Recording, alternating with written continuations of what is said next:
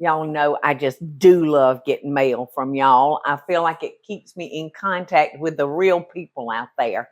And I received a letter. They sent it to the Lady and Son. So if you send anything to the restaurant, just keep in mind that it may take a little longer to get in my hands because they stay pretty busy down there and they'll forget to pass it on to me.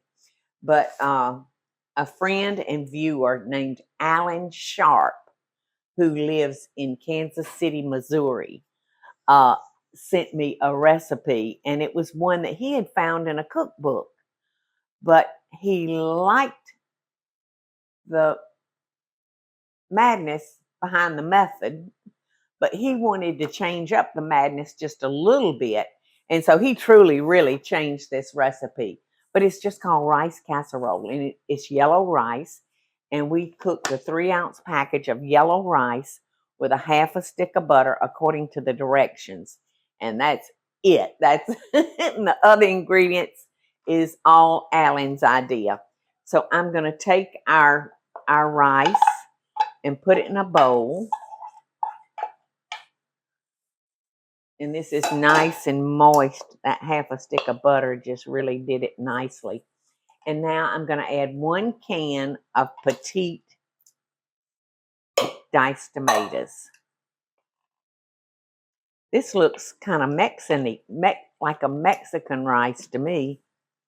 I don't know, maybe not. Maybe not. There's no onions or jalapenos in it. And I am putting in 1 can of drained green beans. So you got your starch and a vegetable all mixed together. Okay, Alan. And then you said that the original recipe that you found in the cookbook, I think it said can of, what did it say? Can of chicken noodle soup, but we're using, according to Alan, he liked the cream of onion soup with it. So there we go. We do have onions, don't we?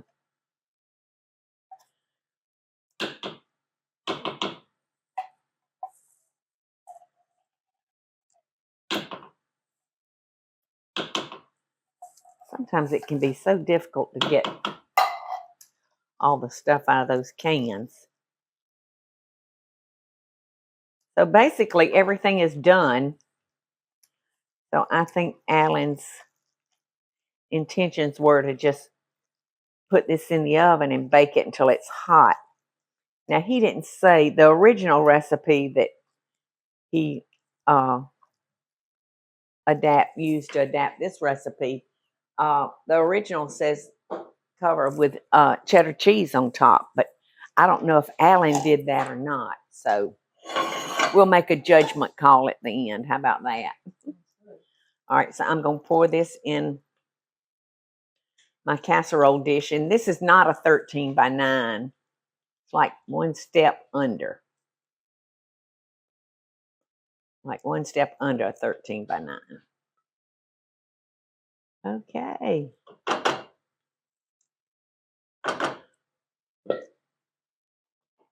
Looks good, Alan.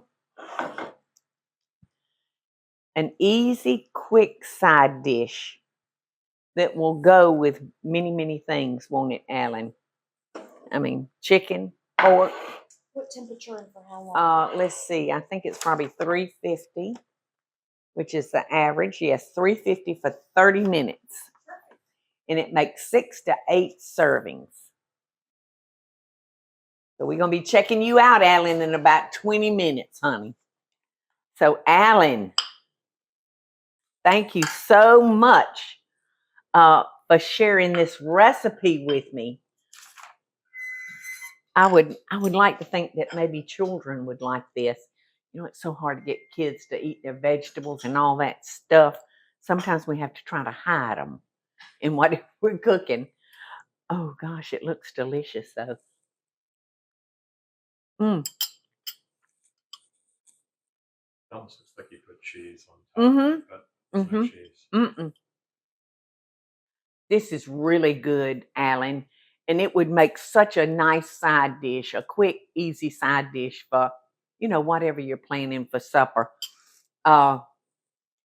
And Alan also sent me another recipe. That's very good. Another recipe. And the recipe is for life. Cheerfulness, kindness, thoughtfulness, love, sympathy, charity, and spirit. Take a large quart of cheerfulness and let simmer without stopping. Put with it a brimming basin full of kindness, then add a full measure of thought for other people. Mix with this a heaping tablespoon of sympathy. Flavor with the essence of charity. Stir well together and carefully strain off the grains of selfishness. Let the whole be served with love, sauce, and fruit of the Spirit. That's a wonderful recipe, Alan. And it's one of those recipes that anybody can make. Love and best dishes. And thanks so much, Alan.